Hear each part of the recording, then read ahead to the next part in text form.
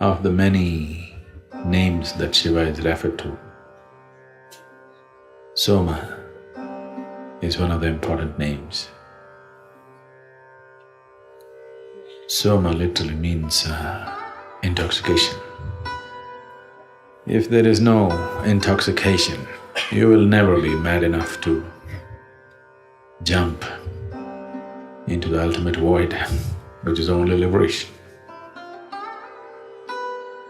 So, Soma or Somasundara is one of prominent names of Shiva. Always inebriated, but fully alert. So,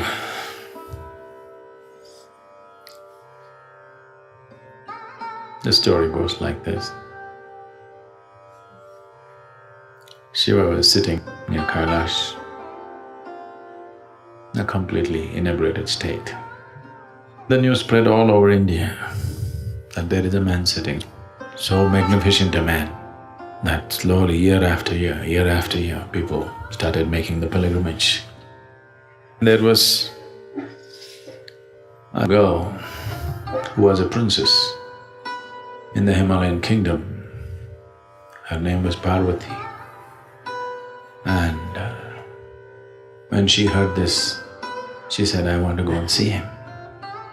The moment she set her eyes upon him, she just so completely overwhelmed by him. She said, if I marry only this man.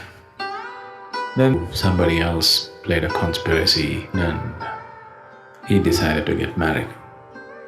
A big wedding was organized. Anybody who is anybody is there. The bride is all decked up, everybody is waiting for the groom to come. And the groom came. Shiva walked in, ash-smeared, dreadlocked, fully inebriated. And all his friends, these goblins and demented beings, making all kinds of noises. Parvati's mother Meena saw this man and his friends, and when she thought that her daughter is going to marry this man, she just fainted and fell. Then they revived her and she was completely heartbroken. How can I give my daughter to this man? He's wild, he's completely uncivilized. He's not even a man, he's something else. So Parvati went and begged Shiva, for me, whichever way you are, for some reason you put on a hideous form and come, this is also okay with me. But for my mother's sake, just show a better form.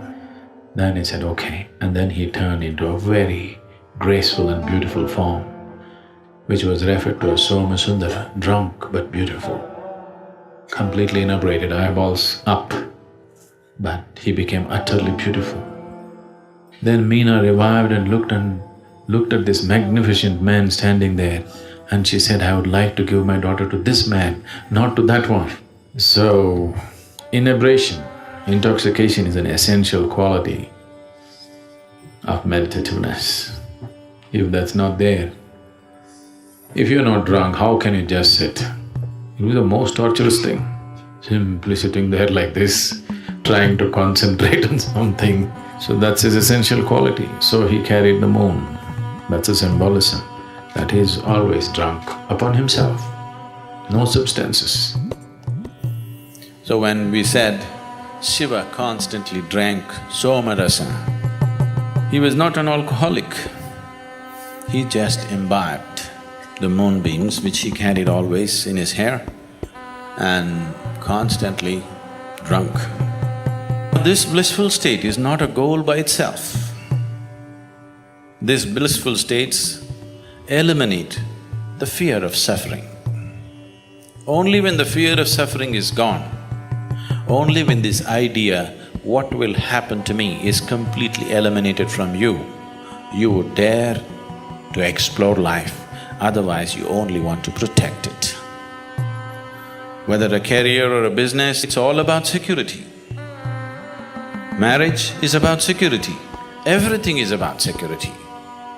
As long as the fear of suffering is constantly playing its role, now you will not dare to really go into deeper dimensions of life.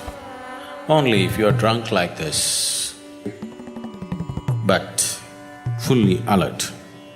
Now, there is no fear of suffering, you're willing to go anywhere.